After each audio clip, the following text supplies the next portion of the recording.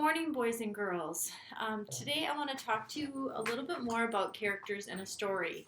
We have been reading Winn Dixie and learning a lot about our character of Opal, who I'll talk about in a minute.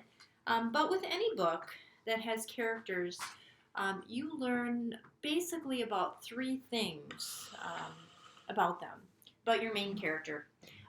And I want to talk a little bit about the three areas that we learn. The first one is what we've already been talking about for several weeks, which would be the character's traits. The character's traits, that means what is the character like? How would you describe them? Not necessarily, actually, not what they look like, but how they are on the inside, based on how they act. This is a new word we haven't really talked a lot about at all, which is character motivations. Now, the motivations are why. You have to think, why did the character do that? Why is the character acting that way? What is it that they want? Okay? That is motivations. And then feelings, we know what feelings are because we experience them. Feelings are, how does the character feel? You learn all of these things based on how your character acts in the story throughout the plot. We're going to talk more about the plot tomorrow, but let me tell you about Opal. Opal is our character from Winn Dixie, and I just made a little diagram here. I thought about those three words, traits, motivations, and feelings, and I jotted down some thoughts I had about Opal. So if I started with traits, we've talked a lot about this. Opal is very kind-hearted and friendly. I'm going to read down here later at the end of this how she shows this, because we always need to know what's the evidence that proves that. But she is kind-hearted and friendly. I know her feelings, her main feelings, are sadness and loneliness. Okay? And her motivations, what does she want? She wants, I think she deep down wants to have friends. I know she's missing her mom, and she would love to see her mom too. All of these things help me understand my character of Opal. So what I did on the bottom is I wrote out some sentences that kind of tied it all together and included the evidence.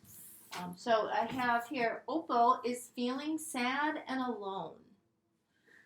She misses her mom and her town she moved from.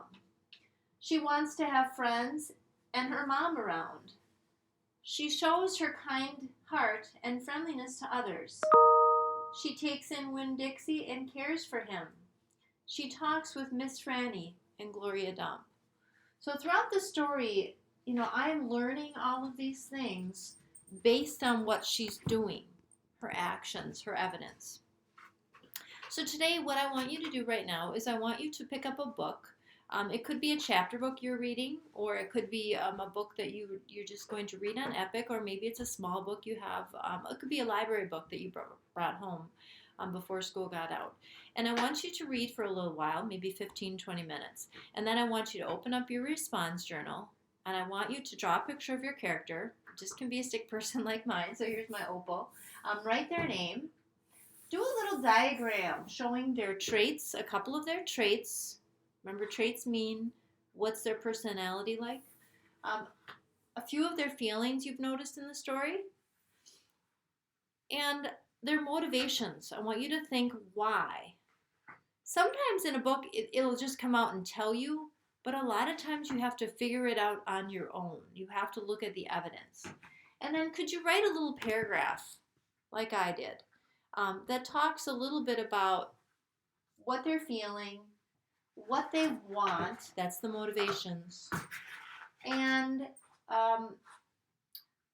their traits, and then can you explain what the evidence is that's proving those things to you? So that is what your job is today, okay?